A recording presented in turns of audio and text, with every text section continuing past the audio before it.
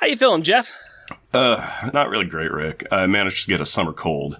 It does not make me happy. You know that you should push past that and strive for happiness. Plato strove for the good life, for well-being. Kant argued that goodwill must constitute the indispensable condition of happiness. Rick, what do you even... Or if you are really sick, you should possibly talk to a mystic or a shaman. It could be magical in nature. Okay, I know I've been taking a lot of cold medicine lately, and maybe that's just affecting me. Or, hear me out.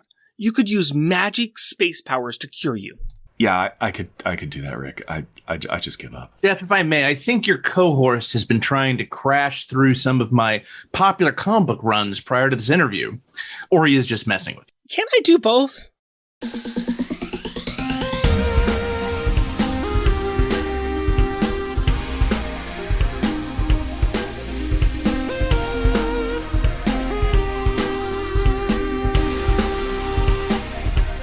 Welcome, dear listener, to our podcast. Jeff and Rick present Unpacking the Power of Power Pack, where we journey through each issue of the most underrated Marvel series of the 80s while drinking beer. Analyzing awesome and amazing adolescent adventures and absorbing alcohol. I am Jeff. And I am Rick. And welcome to our very special guest, Fred Van Lente. Hello, guys. I probably just said it wrong. I probably just said that wrong. No, I thought you did say it right. Then I'm going to say it again. Maybe not really paying attention. Neither was I. That was the problem. I'll listen this time to see if you get it right or not. And welcome to our very special guest, Fred Van Lente, writer at large. Hello. Hi. Known for Action Philosophers, the comic book history of comic, Modoc's 11, and of course, 3 runs on the Power Pack All Ages book. Thank you very much for joining us today. My pleasure. I wanted to say thank you, and this is kind of cool for me because this is the first time we've interviewed somebody that one of us has actually met in person. Most of the time it's been interviewing people that we've never had the chance to meet, and we still haven't had a chance to meet. So this is exciting for me. I'm glad to talk to you on record instead of just meeting you at a comic convention, although I had a great time meeting you at that comic convention. Great. Ditto. And I was also very glad too, and this is for, audio listeners, but I can see that you're wearing the lovely shirt that I got you, the Alex and Julie and Jack and Katie and Franklin. I got you the one with all 5. So that does my heart good as well. It's fitting that it has all 5 because I recently reread my first Power Pack book, and it's one that adapts the appearance of Franklin on the team. Yes, it does. And it's one of our favorite actually runs of the book, and we're going to get to that definitely because there's a lot of things that we want to talk to you about. You've got a very deep history in comic books and media, and you wrote some really well-loved runs of Power Pack, which of course is dear and near to our hearts. But we'll get to that. I want to go ahead and ask you a few questions to start off with. Where did you grow up? I grew up mostly in a town called Chagrin Falls, which is about an hour's drive south of Cleveland, Ohio. So it's just sort of at the border where suburbs meet like farmland. Kind of rural, mostly suburban, kind of wealthy suburb of Cleveland. Okay, I thought you were born in Tacoma, Washington, though, correct? At least reading in your bio. I was born in Tacoma, Washington. My dad was in the Army, and I was born on Fort Lewis, which was just an Army base back then, but I think now is Joint Air Force Army. Familiar with that. That is correct. Yeah. My dad left the service, mustered out when I was a year and a half. He moved to Princeton to finish his PhD, which is where my sister was born. She's the true Power Pack in the fan in the family, so I feel it's good to bring her up. Not that I'm not a Power Pack fan, but she's an even bigger one than I am.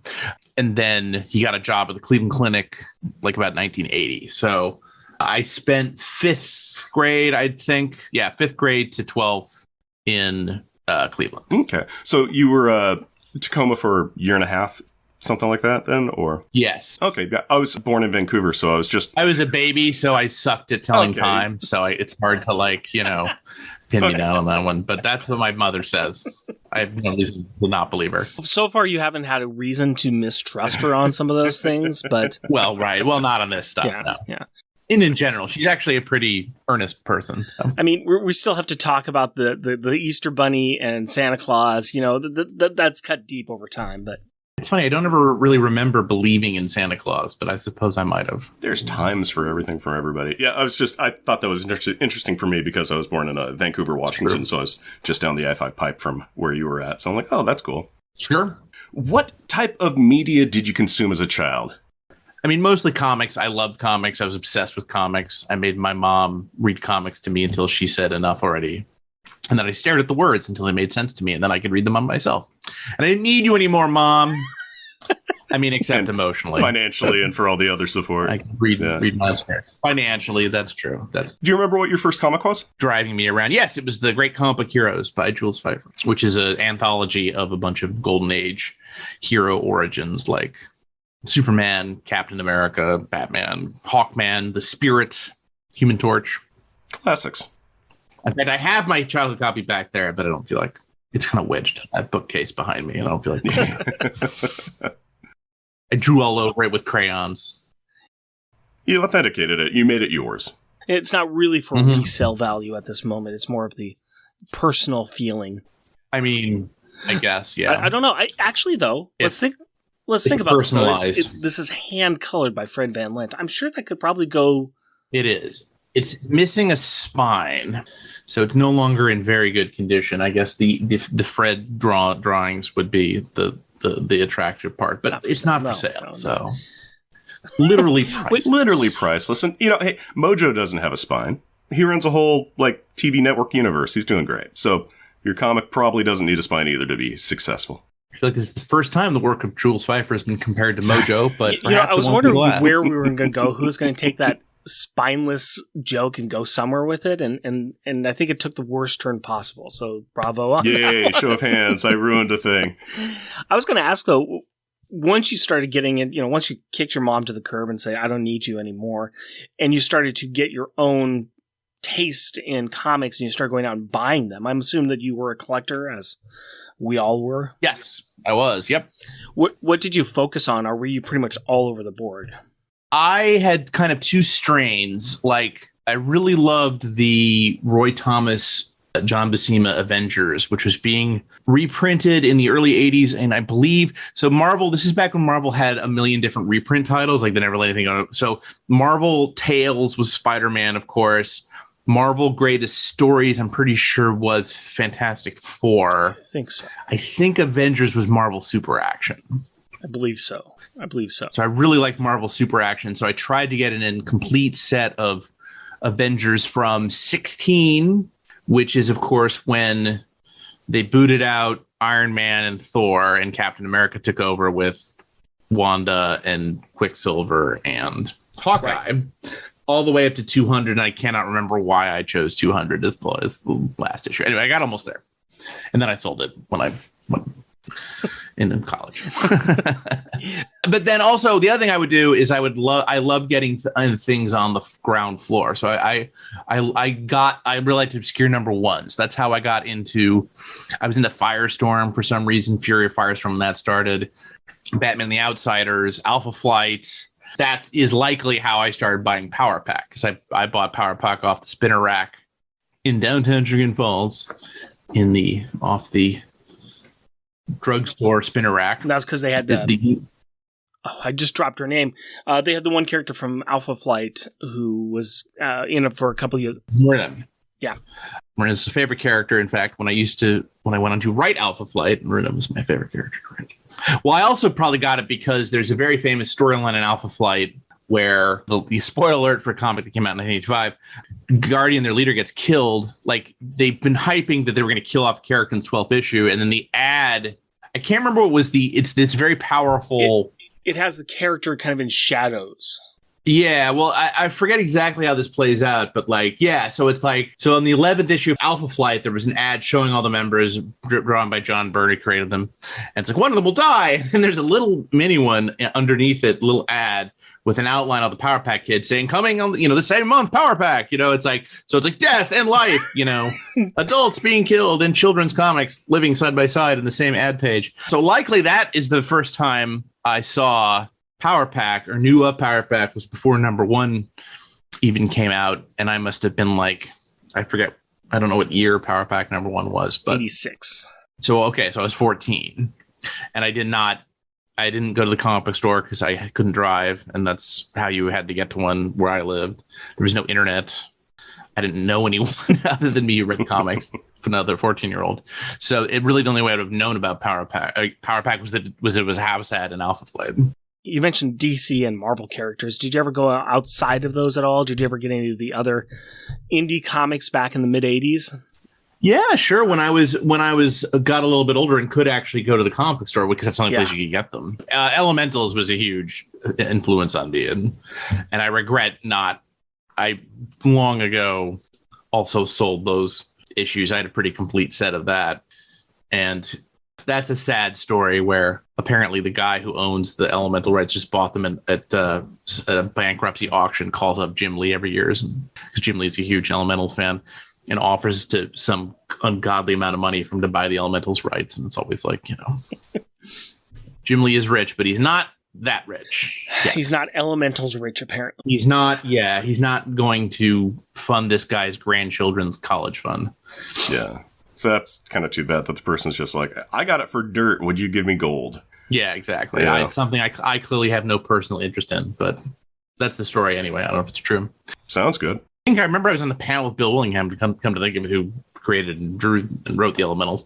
And I think he confirmed it, but maybe not. I don't remember. It was a long time.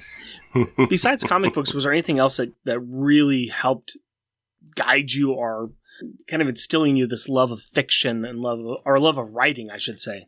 Sure. I love real historical fiction of the novels of Tim Powers, who like the Anubis Gates and stuff like that, who does a great job melding fantasy and history.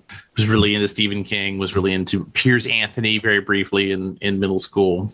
I did bounce around a lot. I did read a lot of different things. I loved Raymond Chandler. Mm-hmm. I loved the Philip Marlowe novels and read Dashiell Hammett. So I did kind of dabble in everything. And then later in high school, I became really into movies. In fact, went to school to study film. Now you're really talking my language. We're going to have to talk a little bit more about love of movies and possibly get you on my other podcast. But that's a total separate thing. Once you got into writing, you've written a lot of really good books, and I know we're going to get to the Power Pack side of things, but I want to talk about some of the other things that you've got that really got you on the scene and got you noticed before and after you did your Power Pack. But Action Philosophers, Comic Book History of Comics, and then some of the other things that branched out to the other media as well, MODOK, and there's Cowboys and Aliens as well. How did you really get into writing comics or getting into doing what you've been doing? Well, when you're in a small town in Ohio, I think I dabbled a little bit in writing my own sort of comic scripts, but there's no one really to assist you in fueling that dream. But when I got to Syracuse University to study film, I was in the art department, but I joined weirdly, there was another guy from Chagrin Falls who went to Syracuse and he founded their comic book club, Comics Plus. He was a senior and I was a freshman, so our paths didn't really cross. Other than that, I just met guys like Ryan Dunlavey, who I still work with today, who co-created and draws Action Philosophers with me.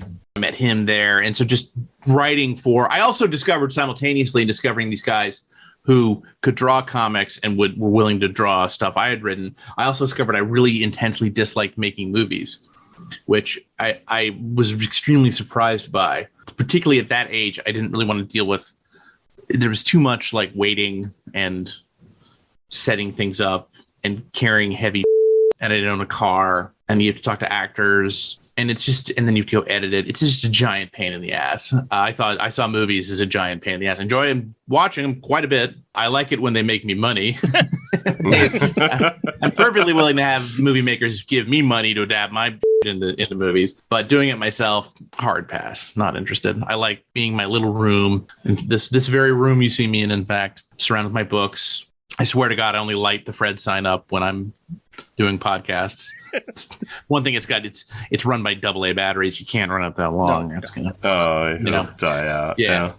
So running around with a camera, just not something. I'm a book guy. I like making books. Your room that you're in, is that kind of that's the place you'd prefer to be? Because I know when we were talking to Chris Eliopoulos, he was like, I grew up a nerdy kid who liked to draw. You could put me anywhere and I just sit and draw and be happy. And so that's what I do now. And I'm happy. This is where I'm at and I do all this stuff, but I'm just happy in the room. Is this the same for the room that you're in right now? Yeah, I mean, I have written in other places. I prefer to write in solitude, partly because I get up and pace around and do the dialogue and act like a schizophrenic. And I see these sorts of people all the time on the subway here in New York. They're actually just script writers, because I'll do the same thing on our scripts that we work on. Considering the way they're dressed, it's quite possible. It's a little bit more freeing to do it in private. Fortunately, unlike drawing, writing, it can be how you actually do it varies considerably. And so I move around a lot.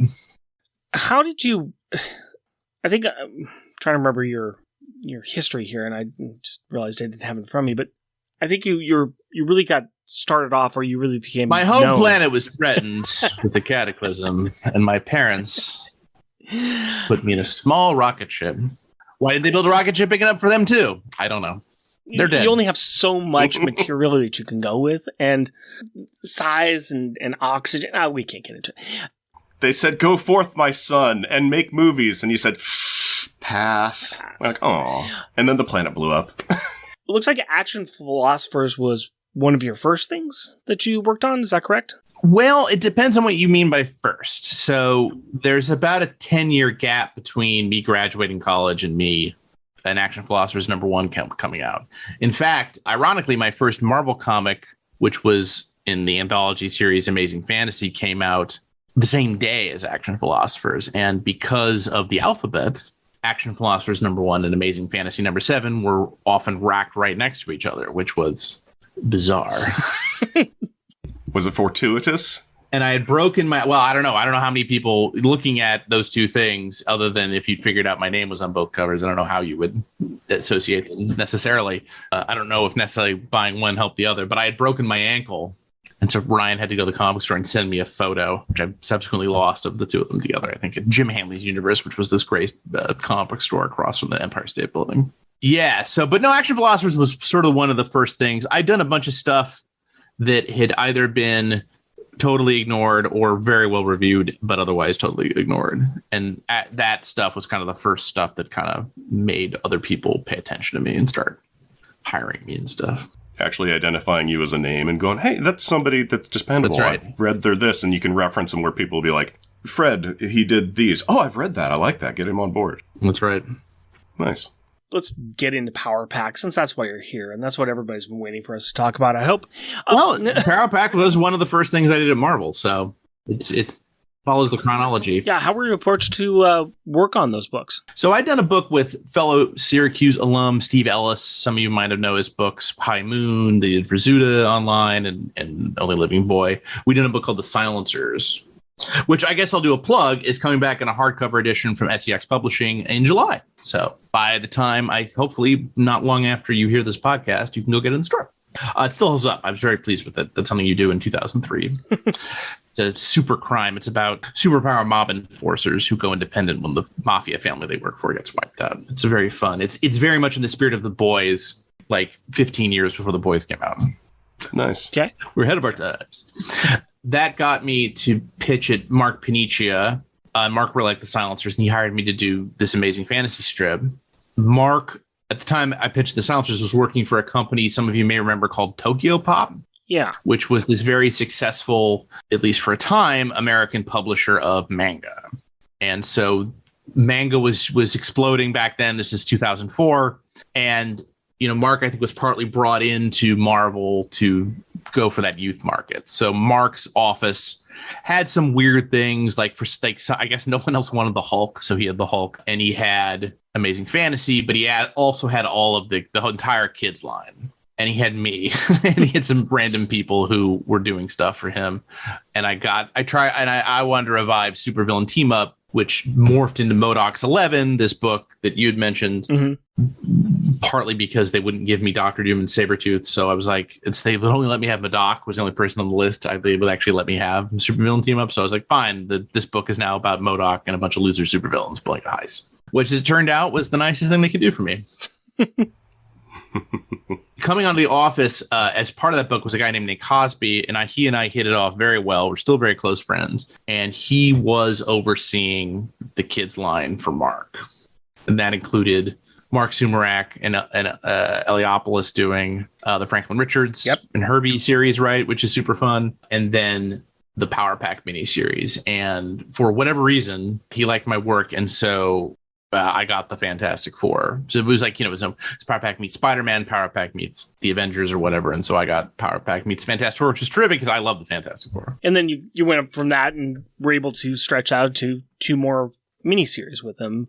Day One and Skrulls. Someone had the idea of redoing the origin. Mm-hmm. I want to think maybe that was me, but I absolutely don't remember. It fit in well. The joy of what we've been doing so far and going through that alternate age miniseries lineup in our Patreon episodes is just walking through each one and kind of seeing the natural progression. They start off with a very truncated, here's how we got our powers, with Katie drawing a very much a 5 or 6 year old comic book story version of it. So that's all we had. And then, of course, with the introduction of Franklin, it just felt very organic in how the series had gone. We hadn't had Franklin let you introduce Franklin.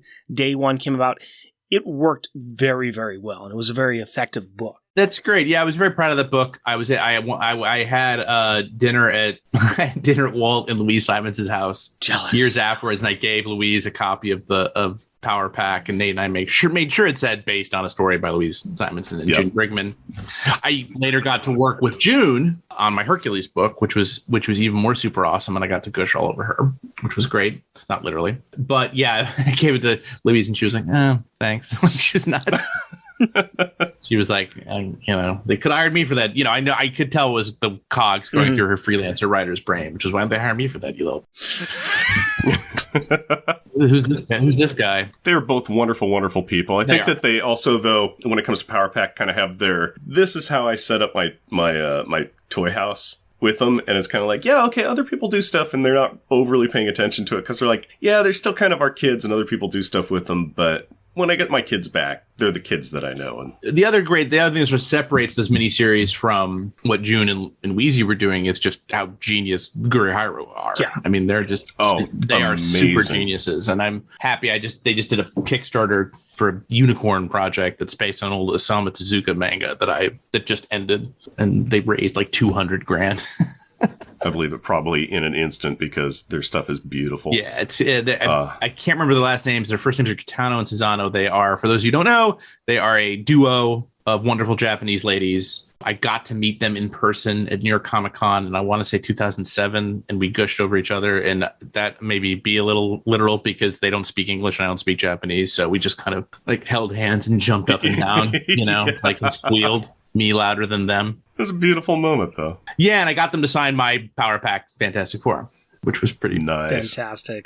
Talk about our wanting to have, and I have no way of contacting them or figuring out how we can actually do an interview, since we don't speak Japanese either. So I would love to talk to them. I'd love to communicate with them, and I'd love to ask them about how they do the wonderful things that they do, not only with Power Pack, but with every single other book I've ever read that they've done. Anything they touch is just gold. They've justly gone on to much bigger fame and fortune, which is terrific. Yeah. But every time I see their stuff, it's still as fresh and still as vibrant, and they can still bring something new, which is impressive. Yeah, and they were like, I was in my early 30s when I met them, and I feel like they were, what do I know? I'm just sort of curious, like 20 years on or whatever. I'm just sort of curious. They managed to just keep knocking it out. Keeping timeless with what their stuff is. And me and Rick talk about this all the time. We want there to be, how it's like, hey, Disney Plus and the Marvel stuff is everywhere and the limited engagements and everything. We would love there to be a Power Pack TV show. And we really think that doing it in a cartoon style based on like the Gurihiro art would be just the best way of doing that. Yeah, that'd be great. I'd also be curious to find out why they work for the American market. It's not like they don't have opportunities in Japan. I'm so curious. I'm not going to question it too much because I don't want them to go away. I get the impression not going anywhere anytime soon. This is true. I guess you could get the unicorn comic in Japanese if you wanted. That was two bilingual options. I just filled out my backer kit the other day. Talking a little bit more about these books, we've done our own ranking of the books because we like to. The Power Pack Day One was something that was it's really strong, it's very powerful, and it's remained very high at the top of our list of our favorite Power Pack stories, individually with each issue. Does that one really sing out to you more than the others, or do you have a favorite child of those? You know, I have fondness for all of them. Just because it's me adapting somebody else's story, I would probably put Day One actually last on my list. Just not for, I mean, it's great. Mm-hmm. Although I guess maybe not, because that's also the one, right, with all those great Colleen Coover backup stories with the science stuff, yes. I think, right? And that was super fun to do. And I love working with her as well, which is super fun because obviously Nate liked my work in Action Philosophers. So we did some science stuff, some nonfiction science stuff. I really like the Skrulls one, even though Gary Harwood didn't do it. And Corey Hampshire did a fantastic job as somebody I worked with on Spider-Man. He's usually an inker, but did a really good job in that series. It's a little wistful because like Nate and I were going to try to relaunch Power Pack as a main 616 Marvel Universe book, and so a lot of what's in the Skrulls versus Power Pack stuff sets up that series. That makes sense. That was one of our questions coming out of that series, is that it felt like there was questions that it was going to lead somewhere, and it just kind of, it didn't. I can't remember whether, because the pitch, back in those days at Marvel, you come up with a pitch with your editor, and then it goes through various like iterations of this board they have made up of a bunch of mostly editors. There's a couple writers who are there as well, and they kind of either reject it or they want you to bring it back for more sort of input. And it was just challenging because in the 616, the main Power Pack kids, they for some reason decided to age them. Yeah. So you could do a Power Pack book with adult Power kids, and I suppose I could sort of see how that could be interesting. The whole point of the franchise is that it's a kids book, and with kid heroes. So we actually had a version of it where it was all like kid versions of the Avengers. Like there was kind of this Ironheart type character who invented a Iron Man thing. It never gelled. But I had this entire so I basically wanted to do the Power Pack setup, which is a bunch of kids run into an alien faction. And a lot of what's you see from the bad Skrull guy in Power Pack versus Skrulls, with the whole sort of religion aspect of it, was sort of the run of Power Pack, because that was set during Project Pegasus, which is this thing in the Marvel Universe, which is this alternate energy conglomerate. Our scientific research station. So everyone in the town is a super genius, and so the family, it was a totally different family, and I think that like the adult Katie was a major character. I think who came in, and their teenage Katie was a major character. Maybe it was Julie. I don't remember. It was one of the Power kids. Anyway, we ran into the problem of the Russian roulette catch-22 situation of somebody decided it would be a good idea to make Alex Power an adult, which meant you had to age everybody else up, which meant you couldn't use them as kid characters anymore.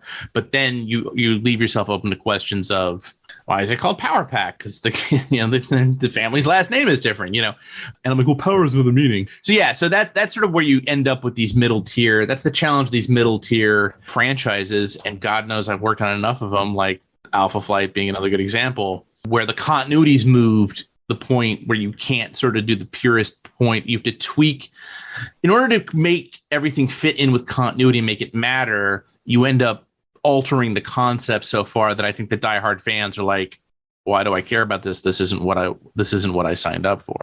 And I think at this time too, because we're actually caught up on about this time period in the regular run of the books. So we've got Julie that's in the Loners. It was C.B. Sobolski was doing that at that point in time. And then we have Alex who's about to start in Hickman's Fantastic Four, and they've got him in college or just graduated college with a PhD and are starting his PhD work, and he's bored. And so Reed Richard gets him in. So yeah, you've already split up two of the older two kids. Where are the younger kids now? They're just forgotten. So you don't have all of your team there. And so what was cool about the Skrulls thing was that I wanted to do kind of an interesting, actually have sort of the equivalent of the Snarks, the Chameleons, but they had this religion sort of culture, and the editors like, I don't understand this. So it just ended up, and then it was going to be like Kid Avengers, where they're all kid, like Young Avengers, but now like elementary school versions of the Avengers. And I was just like, I'm not into this. And the editorial board at Marvel was totally not into it either. So trust me, I was not, it was not my lack of interest that prevented the series from happening. I totally wanted to do the new Power Pack, the all new Power Pack, but they just were like, whatever, I don't get it. That's a shame. And then Power Pack is funny just in the sense that people always think of it as like, oh, well, it's a kid's comic. And it's like, it's not a kid's comic. It just has kids in it. Sure. And then, like we were talking about, the ages of the kids are now all over the boards, where Alex is between 18 to 35 and Julie is, we'll say 17 to 19. And then Jack and Katie are still like kids. And it's just kind of, it's almost a grab bag where... And somehow Franklin is still a kid because he got stuck in a dimension by Onslaught or whatever. And yeah, but I think within the last year or two, they've got him in his young teenage years, and he's lost his, small g godhood powers. I'm not even sure what's going on with that, but it's just like, yeah, they've just taken everybody, pulled them apart, and scattered their ages and what their kind of characteristic behavior sets were. It would be difficult to do things like in continuity with these characters, but it also seems like you could then just take them and go, like, I know June and Wheezy are working on their new miniseries, and it's basically, they're like, yeah, it's 1986. It is, when we left is what age the kids are. And then the recent miniseries from a year or two ago, Power Pack Outlawed, it's like, okay, Alex is back from Future Foundation in his 5-year aging, and Julie is back. But really quickly, we're going to make them kind of into the early teen physical appearance and stuff. They did a good job of fudging it a bit. I think they kept them both up where the ages about were, but because they're living back at home, that kind of brings them down a level or two. They're back home for a little bit, and they've got their autonomy from their parents, even though they're living at home. But they actually wrote a story that just kind of, we're not going to talk about the ages. We're just going to have the kids doing kids' adventures. And it was fun. And it was enjoyable. So cool. I think they did a great job with that. One thing I was going to mention, too, because you brought it up a little bit, is the science pieces at the back of Power Pack Day 1. One of our listeners, AJ Certified Mass Mister on Twitter, he's another very big Power Pack fan. Was it your idea or editorials to do the little science corner explaining each sibling's powers at the end of the issue? You started talking about that a little bit. Yeah, I think pretty sure that was Nate Cosby's idea because he was reading Action Philosophers and knew I was good at explaining things. And he loved using Colleen, who's a terrific cartoonist. Her webcomic Bandettes won the Eisner like 3 times or something like that. So she's super talented, and it's always a great pleasure to work with her. Cool. I know that that's one area that we haven't covered from these books. We're probably going to swing back around and cover that on our Patreon at some point in time, just to cover all those pieces that are in there, because we need more content to cover. Jeff, was there anything else that you wanted to ask about Power Pack? Yeah, did you have any more Power Pack stories that you wanted to tell but weren't able to publish? That whole storyline about Project Pegasus. That was a pretty big one. No, I was kind of like, the problem is when you first get started at Marvel and they give you the kids' books. The kids' books are kind of a bit of a cul-de-sac in terms of a career, and you really want to kind of get out of that as soon as possible. So I tried to get out of the kids' realm as soon as humanly possible, which has nothing to do with my love of the characters, just because of the status in the company. I was also pretty annoyed at how the whole Power Pack 616 thing got torpedoed, so I just kind of put all those ideas in Skrulls versus Power Pack, which, not to shock anyone, was just a cash grab because Marvel was doing the Secret Invasion Skrulls miniseries at the time. So, where every 6 months they're doing some sort of big tie-in everybody event. A book called Incredible Hercules just started coming out, and so I was blowing up in a very cool way. And so I was like, no offense, Power Pack, but you got to go where it's hot. Yeah, and I think Mark Sumerak came back and did a couple more. They did a couple more. They did like Power Pack meets Thor and stuff, right? They did a couple more after I left. Yeah, they did one more miniseries, Power Pack Wolverine, that Mark Sumerak did, and then the final Thor and the Warriors 4 was done by Alex Zalbin. Yes, Alex, cool. Alex. Which apparently, if you know him too, that's somebody else that we want to talk to. Well, I do. He's go talk to him on Twitter. His handles Alex Zalbin. I think he's the executive editor of like TV Guide or something. He's a big deal. So yeah, but easily reachable on Twitter. Okay, that's good. I know you were kind of cashing out on Power Pack kind of thing to move into Hulk. The adult comics. Yeah, the adults. So was the Destiny's Children storyline that you'd introduced there, that was leading into Project Pegasus, or was that headed somewhere else?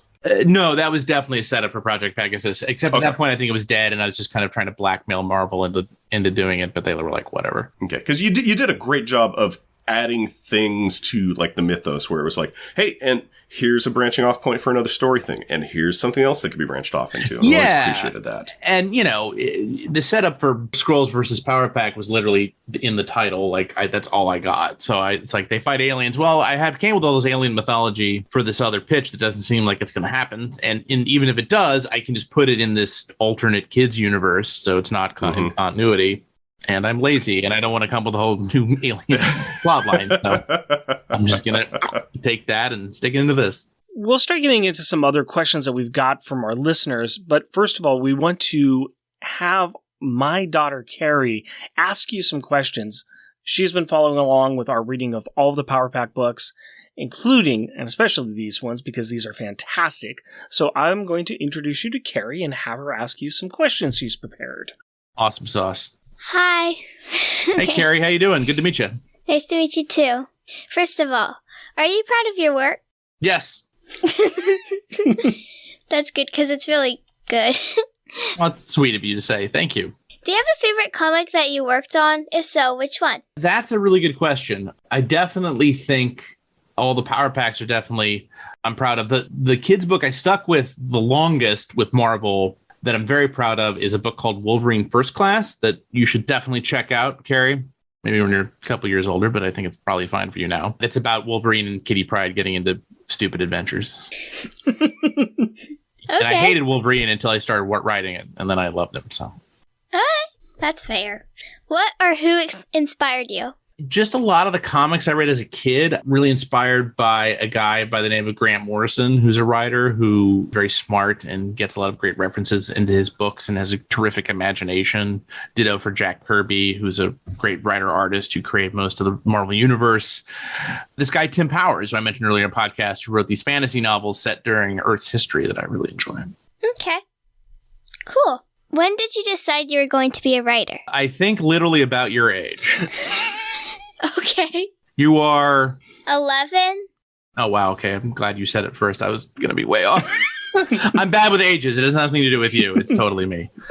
Yeah, no, I started writing short stories like about when I was your age. And then about 5 years later, when I got into high school, I got really into wanting to write movies. But then when I went to college, as I told your dad and Jeff before, I met a bunch of people new to draw comics. And so I started working with them. And here we are. Did you enjoy working with your teammate? I did. I really enjoyed working, particularly with Guri Haru, because they do this really beautiful way of working. I think Guri Haru, as you may know, Carrie, is two ladies, and one does the pencils and one does the inks and colors, and I forget which one of them does which. It was very cool to see how they, like, first getting the pencils are gorgeous, and then obviously the inks and colors are gorgeous, and I am in awe of them. I'm going to just piggyback off that really quick, too. You've also worked with a lot of different other writers, including Greg Pak and, I'm going to drop a few other names, but Cowboys and Aliens and Action Philosophers. You mentioned a few other names, too. You've worked with a lot of other writers. How well do you work with them as well? I mean, I don't work with a lot of other writers. My script got rewritten on Cowboys and Aliens without my permission. So that's a bad one. That's a bad example. I don't know if it's working with them so much as they're working on me. Okay. But no, it was great fun with Greg. Yeah, Greg just got overloaded, I think, and was very lucky because it really helped my career. It's great. He doesn't live very far from me, and we're very good friends. You also worked with your wife on King Kirby. That's true. Mm-hmm. So how do you work with her? Well, I'd hope. We fight a lot more than Greg and I do. I bet you make up better, though, too. We do make up better than me and Greg. Greg has that beard. It's very scratchy. Not a fan. Yeah, no, it's fun. I don't do that quite as much. Chris and I are actually working on a new play right now. It's comedy. I don't do, to be honest with you, I only really co-write when people make me. Because you make half the money, you see. Yes. In comics. So. It's easier to share that money with your fellow creators on an artistic scale. Exactly. Well, sure. My money and the artist's money are separate. Yes. When you're in the writing, but there's the writing pool of money, and then when there's more than one of us, it gets divvied up. It's not to sound mercenary, but that's just the way it is, folks. Carrie, better you hear the realities of life through me than on the streets. Yeah, that's true. Stay in school. Okay. Is there any other questions you wanted to ask? I don't think so. Okay. Well. Well, Carrie, thank you for your kind words and your great questions. I really appreciate it. It's great meeting you. It was great meeting you too. Bye. Take care. Thank you, Carrie. Let's go ahead and start wrapping this up with just a few more listener questions, if you don't mind. Well, then we'll get you out of here. I would never mind that. This listener question comes from AJ, Certified Mass Mister, and he asks, first, who did Power Pack fight during the war on Halloween? If you recall that at all, it may have been just a throwaway line. Guys, other than the Fantastic Four miniseries, I've not read the second two books for probably well over a decade. That sounds like a one-off joke from one of my issues. Quite possibly. Not that there's anything wrong with that. It's a very sweet question. I'm going to say they fought Dracula and his daughter, Lilith. I think that's a perfectly reasonable answer. And then his second question, of course, was about the editorial on the Science Corner. Let me ask you one from Talking Alpha Flight. Were you surprised when your and Greg Pak's Alpha Flight was changed from going to a maxi series back to miniseries? How far out were you had you planned to go before that had happened? So, yeah, unfortunately, the Alpha Flight thing just was a complete cluster of epic proportions from the very beginning. I just got the impression it was some war with Larger Marvel and the X office. So technically, the Alpha Flight was under I've not worked for Marvel for a few years now, so I don't know if it's changed. But back when I was there, the various editorial offices defended their turf with the ferocity of post-apocalyptic Mad Max, warrior tribes. So, like the Spider-Man office, you had to, if you wanted to use Mary Jane Watson in your comic, you would have to go on your hands and knees and crawl into the Spider office and beg them to let you use Mary Jane, and then they probably would tell you to go. So for some reason, we had this alpha pitch floating around, and this is sort of very, very similar to what I was talking about with Power Pack earlier. So the challenge was that Greg and I, the climax of our Hercules run was this mini series called Chaos War that resurrected, part of which the afterlife was destroyed. So a bunch of dead people came back, but weirdly only Alpha Flight stayed. That was Marvel's thing. I don't understand it.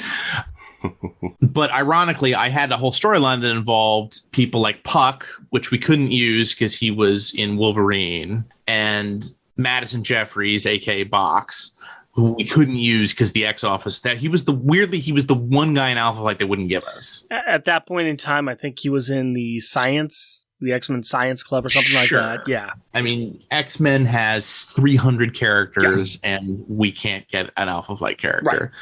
They very begrudgingly gave us North Star, but then when they decided North Star was going to get married, they did not let us do it in Alpha Flight. They did it in another X-Men book. Yes. So the annoying thing was that it was always supposed to be a miniseries. It was originally conceived as a miniseries. 3 or 4 issues in, the head of marketing at the time for Marvel was Canadian and a huge Alpha Flight fan and a huge friend of mine and a great supporter. But I think I don't quite know how that went, but someone decided to say that it was an ongoing, which was news to me and Greg. And then it didn't matter because they canceled us when the series was supposed to end anyway. So that whole thing just ended up being super botched, and it left a really bad taste in my mouth. And the bottom line was that we just couldn't get the Alpha Flight characters we wanted because that we had to fight, the X office for it. Then they randomly gave us Puck. They're like, Puck escaped from the afterlife. So suddenly he's in the second issue for no reason. Like the whole thing was just a mess. And other than working with Dale Eaglesham, who's also Canadian and is a terrific dude and a great artist, that was awesome. The whole thing was and we ended up getting stuck with the Fear Itself mini event that it spun out of ended up being kind of a disaster. And so, it was a real, like Alpha Flight was absolutely my favorite Marvel 80s comic, hands down. Suck it, Frank Miller's Daredevil. I was an Alpha Flight reader. I understand why. I have a 114 or so run of Alpha Flight myself. So yeah, I'm right there with you. But unfortunately, it was very much a never meet your heroes moments because it was just like it just made me sad. The whole experience made me sad. You're like, I get to write Alpha Flight now, featuring not Alpha Flight. It was just this nonstop battle, and there are people over there who are no longer there who just kind of lived. You just got the impression that they did not care about making comics half as much as just wielding their power and other people who also wanted to make comics. It was very weird. It's a very weird dynamic over there. That's a shame. It's interesting because when we asked people about this, we had a lot of people that spoke about the Alpha Flight series and said that they loved it and they were so angry when it went away and they were just so irate with the entire situation. So a lot of people were enjoying the series. However you cobbled it together, apparently you were hitting the right notes. Absolutely, and I wish I could say that would make it all worthwhile. No, that's a joke. It does actually make it worthwhile. It is very sweet, and I think it's terrific. It's just the actual experience of making it was like they wouldn't like. I mean, the thing that really drove me crazy was that the person who's on the North Star marriage thing wouldn't let North Star kiss his boyfriend in the first issue. He's like, take that, redraw that. I'm like, it's 2012. What are we doing here? Like, I wrote it in the script, like North Star, because like he rescued him from a monster in the Zero issue, and Ben Oliver drew it, and they were like, take it out. And I was like, and I was so incensed. I had the pencil page. I'm like, well, I'm leaking this to Bleeding Cool if they make us do that. Fortunately, after a few days, three of their brain cells rubbed together and they realized they were making a bad mistake and they let us do it. So I did not have to go scorched earth. But you could have done something so great, like said, just rewritten and said, and then North Star gave him a very sensual high five. That's right. That's right. As one does with a loved one after they've been in a life and death situation. They have the one arm, right? The man hug. I don't want to. They bump elbows. Yeah, and then 6 months later, the same person was like, "Oh, you don't get to do the wedding," which obviously was a massive big seller and would have saved our series. Yeah, with the sales. And it's like. Jeff, you want to go ahead and hit the next one? This next question is from Sailor Bear Zodar, and they ask, when are you going to do the comic book history of Power Pack? Never, because they're owned by a large mouse corporation that still sends me checks every once in a while with Mickey Mouse on them. That makes the most Mickey Money Mouse sense of all things. I want to keep my Mickey bucks flowing. I would too. Trust me, I would love to get in on that mousetrap. I want some of that cheese, but I never will. But Sailor Bear Zodar also followed up with, seriously though, just want to make sure Action Philosophers, Comic Book History of Comics, and Comic Book History of Animation all get appropriate shout-outs for how great they all are. Woo, thank you very much. Not technically a question, but we'll allow it. Yeah, not a question. They just wanted to make a statement, a very appropriate statement. I do appreciate it very much. They couched praise with a, I have a question. You're awesome. I guess that could be a question. You're awesome? How do I know you? I know comics. How do I know you? So, as I go through life, one of the pieces of advice I try to give everybody is never use the phrase, do you know who I am? Because if you have to ask, you're already losing battle. But I was, a couple years ago, I got this letter that I had been nominated for the Hall of Fame for Chagrin Falls, Ohio, or maybe it was Chagrin Falls High School, which is cool. Bill Watterson of Calvin and Hobbes fame went to my high school. Nice. Tim Conway of the Carol Burnett Show fame went to my high school. Oh, very nice. But the first thing, so they sent me this thing and they sent an application. And the first question was, who are you? You, sir, have been nominated to the Hall of Fame. Why was that? Who are and you? If you give us a $20 check, you can come and we'll give you a shiny star. And so I feel like that's the only time in life you are allowed to ask, do you know who I am? No, I think there's another time, and that is after you've received a head trauma. Yeah. That also. I think that is very viable, where you could go up to somebody and go, do you know who I am? Fair enough. Because I don't know. I'm having trouble and I'm scared. It's a good point. So probably something that will happen as frequently as someone nominating you for a Hall of Fame without knowing who you are. Yeah, that seems almost like a phishing scheme right there. Kind of. I know, right? This is from a Nigerian prince. Huh. Yeah. Weird. Well, one of the questions was definitely like, tell us how awesome Chagrin Falls is and how the awesomeness of Chagrin Falls contributed to your success in life, whatever that is, since I just want to point out again, I don't know who you are. And I was like, oh, great. This is propaganda for my small town. So I did not answer the truthful question, which is that I hated your town and wanted to get away from it as soon as possible. First, I did it through fantasy. But then once I could legally separate from my parents, I did it by leaving. And only coming back on sporadic Christmases. And now here I am going to give you a bunch of information which will ensure that I will get mail from you till the end of time because I am now an alumni of the town. My mother was so mad I blew off the... So if they nominate me again, I'll probably have to fill it out because she was not thrilled. with me. It's sad to disappoint Mom. Well, let's keep on shoveling on the praise here a bit more, because Waffles, who is our listener from New Zealand, and he is a wonderful, wonderful guy, he wanted just to say, tell Fred hi. He'll know what that means. Also, I do know. He wanted to know what question you have never been asked that you've always wanted to answer. Do you know who I am? No. You're that Hall of Famer from That's right. that one small town. I feel like Bill Watterson did not get the same questionnaire I did. Actually, with this bunch, who are you? They might have said, Bill Watterson, do you know who Fred Van Lente is? Actually, I was thinking that it might be because of Bill Watterson that they now ask that question of everybody. Calvin and Hobbes, what's that all about? That's a great question. Thank you. I do not actually have a question. I've always been burning that others ask. I guess I like to go out and find my own answers. Oh, nice. You know? Okay, he did want us to follow up and say, then ask that question, but since you didn't have an answer to that. That's usually how that goes.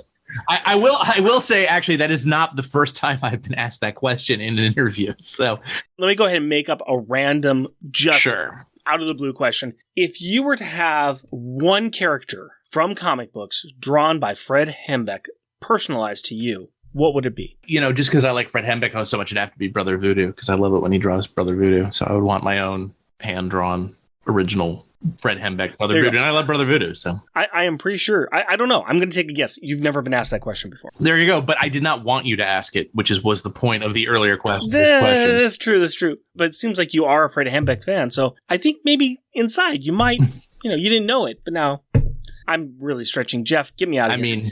I'll get you out of here by introducing Tim Price, the Podcrashers question. I should point out, when we met at Baltimore Comic-Con, Tim Price was also there as well. I was hanging out with him. Okay, cool. So he was the other guy that was there. You have met this guy in person. Awesome. Lovely human being. Really, really nice. Really, really great person. Love him a lot. He wants to know any inspiration for your characterization of Alefire Whitemane, as his original appearance was so short. I don't remember. I wrote those comics about 17 years ago. So yeah, it's pulling into the Wayback Vault. Come to think of it, I maybe should have it was only 3 comics, and just randomly, because I got tagged in a tweet about it, I just ran completely on a whim, reread I could tell you about my characterization of Craven much more than I could tell you about my characterization of Whitemane. You're right, he does get dispatched pretty early on, and that was sort of the fun thing about Day One, right, was that we were able to do kind of a slightly different sort of power. I mean, let's be honest, Day One is Power Pack : the movie, Yeah. Mm-hmm. And the animated movie, presumably. And so it was fun to sort of maybe give Whitemane more screen time. And Joseph Campbell would call that sort of stuff the supernatural aid is the stage on the hero's journey. That it's like the second or third stage, like Obi-Wan Kenobi, Merlin. They're all kind of that same character. Kung Fu Master. The other reason that Tim asked this is this was one of his favorite books, and the speech that Alefire gives in that book, when he used to read those books to his twin daughters when they were growing up. Really sweet. And that would make him cry. That entire piece with Alefire passing away and giving the kids the powers, that was one of his big moments for him. And it really touched him and made him cry. Well, now I feel really stupid because I don't remember the speech at all. No, I mean, you are completely right that it's been a long time and it's hard to pull up where you came up from. I'm going to read those tomorrow and I'm going to have a real answer for you. Just because now I feel that would be great if you did. And if you don't, I don't fault you either. No, seriously though, I guess I want to just take away that there are some people who love these characters, who love these books, and you have touched them, even though it's something you did write a while ago. And it's a great privilege, and it really does mean the world to me. I think if I remember correctly, the original Power Pack origin story is spread over 2 or 3 issues, but it's a little truncated because then they have to move right into like, okay, this has got to be an ongoing series, so we've got to introduce Spider-Man as soon as possible and wrap it into the whole larger Marvel universe. So what was nice about Day One was that you had an opportunity to make all those moments kind of breathe and separate it from the insanity of getting the plane down the runway and moving. And obviously Louise and June did a terrific job doing that, or the 3 of us would not be sitting here in 2022 talking. No. It is amazing the number of people that still will talk about Power Pack. I was looking at Transformer toy reviewers YouTube channel. And just in that, somebody was like, oh, talking about Transformers. And we're like, oh, I used to read the Transformer stories that were in the back of like Power Pack comics, vice versa. And I was like, it's even here. This is crazy. So everywhere. Tim does have a follow-up question, and it is a classic Tim-style question because he loves cheese and he loves asking questions about cheese. So he asks, what's your favorite cheese for sandwiches? That's a terrific question. I would have to say Gouda. Not a bad answer. I am also a big cheese fan myself. Yeah, we eat a lot of that in the house. If you said crackers, it'd be a different answer. If you said pretzels, different answer. I'm a big pepper jack fan personally, but that's not what Tim wanted to ask. Yes, I do put that a lot on sandwiches as well, but Gouda is probably my favorite. But he has the same question for Plato, Aristotle, and any other action philosophers. Well, I guess for Plato and Aristotle, right, their favorite would probably be feta, which, because they were Greek. So I don't know if that's an ethnic thing. Is that a going on there, but I'm stereotyping? going to guess feta for both of them. I may very well be, but my knowledge of Greek cheeses does not go very beyond feta. Although I personally prefer Bulgarian feta over Greek feta. Let's just open it up. Let's go crazy. It's an elsewhere. They have access to any region and time frames cheese. Dude, you're not getting a better answer than that, than feta. I'm sorry. I know. That was not to be helpful. I was trying to think of the different philosophies of cheese that Plato and Aristotle could have come up with, but I was completely lost. I think your answer for any other action philosophers would be wherever they were from, it would be that nation's most popular cheese. Sure. Well, a bunch of them were French and Italian, so you kind of have a smorgasbord. You have a bit more to go back. They like a nice charcuterie board of cheeses. Aristotle will love pimento cheese, of course. What are you? How dare you even imply anything different? Okay, the cheese question is out of the way. Let's bring our own plane in for landing. Finishing up here, what other work do you have coming out, and how can our listeners find you and check out all of your works? Well, we've talked a lot about Action Philosophers. We're currently kickstarting a couple different volumes of color Action Philosophers for a series that up until this point has been almost entirely in black and white. So if you go to fredvanlente.com and sign up for my newsletter, you'll find out when that's happening, which should be in December, but I'm not 100% sure on that. Don't worry, I'm not like a super... I'm too lazy to spam you, so you'll get a newsletter once every 5 months. I do a bunch of stuff for Dynamite. A very fun series that's coming out in the fall is called Ninjets. It's about high school girls who get sent to this barren wasteland to kill each other to become ninjas. It's great. It's pretty awesome. It's insane. Joe Cooper's drawing it for adults only, obviously, or for, I don't know. It should have a for immature readers only. Well, that's our mindset. We're there. In November, I have a Rick and Morty one-shot coming out from Oni, which is very exciting. And right now in the stands, I have a story in the greatest Archie comic ever. Ooh.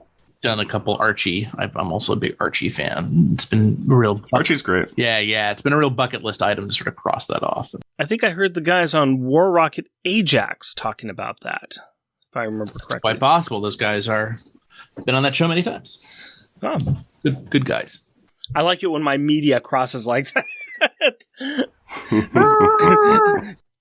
Yeah, I actually had another question for him. I was looking at your biography, and I noticed that not only were you born in Washington, your birthday is exactly 2 days before my birthday in the same year. So my question to you is, what advice would you give to a young up-and-comer like myself for getting into the comic industry? Keep your feet on the ground and keep reaching for the stars. Stay in school and eat your veggies. That's right. There's a 2-day window here where you guys could have had alternate lives. Is that what you're saying, Jeff? Just about. That how birthdays work? In my mind, yeah. That's how birthdays work. work. In my mind, yeah. Okay. Yeah. Basically, I was just kind of curious, what advice or inspiration would you give to people that are looking to get into the comic book career or script writing for movies or anything like that? Well, those are all three different things. Pick a lane. That's first rule. Pick a lane. Yeah. Well, yeah, I mean, exactly. It took me about 9 years to become a full-time writer after I graduated college. Am I doing my math right? Was it longer than that? No, it was more about 10. Yeah, it's more about 10 years. So start now and get to it, because my experience is not unique. And I was in my 20s when I was willing to do crappy jobs, and I didn't have a family, or I still technically don't really have a family, but then I didn't have a family and very few responsibilities. So, don't quit, because most people do, and that'll immediately put you ahead of your competition. For comics, befriend an artist or become independently wealthy so you can hire one. Yeah, that's a good answer for most things, is to become independently wealthy, and then you've succeeded already. How do I become an international ambassador? Well, become wealthy. Donate to the president's campaign, and suddenly you'll find yourself in Paris at various lavish parties. Thank you very, very much for all of your time tonight. We really, really do appreciate this. This has been a lot of fun for us. Pleasure. It was great. I really appreciated meeting you in person. I appreciated having the opportunity to talk to you, and this has been a lot of fun. Yeah, absolutely. It's been a blast. Thanks, guys. No, thank you so much. Like Rick said, we really do appreciate it. And it's always so amazing and exciting to be able to talk to creators and hear kind of the backstories and kind of get to meet them and actually see what they're like and see what they feel about the media that they worked on. So it's really nice to know. Take care. No problem, guys. Take care. Shout-out time. We'd like to recognize those listeners that take time to write in or leave us a review. This is for episode 110, where we finished up the Lowenor series with issue number 6, Double Identities. Craig McNichol. Colin Stapleton with the worst comic podcast ever. Fractal. Hoover Jeremiah and his podcast, 4 Million Years Later. Jeremy Daw. And Jeremy says, this has been quite a great trip. I hope more regular listeners can binge listen to this miniseries. It's worth a listen, especially for long-term fans. New Warriors Talk. Sailor Bear Zodar. Tim Price, the Podcrasher, and his podcast, The Outcasters. Waffles, and his show, Waffles and Mario Talk About Things. And of course, we always like to thank our Patreon supporters, including adorably astonishing and amazing Andrew Burns. Cheerfully cheeky and charming Char Logan. Challenging cheesy and chuckling Charles Gears. Destructive and devastatingly delightful Damian Witter. Dynamically dangerous and devious Doug Jones. Exciting, energetic, and entertaining Edward Verocci. Intelligent, interesting, and innovative Isaac Perry. Jesting, joking, and jovial Jeff Polier. Just jealous and jeweled Jeremy Daw. Muscly, mighty, and meticulous Matthew Birdsey. Mythical and magnificent monologuing Matthew Laserwitz. Rudely rhyming and running Rustin Fritcher. Steely, salty, and steamy Sailor Bear Zodar.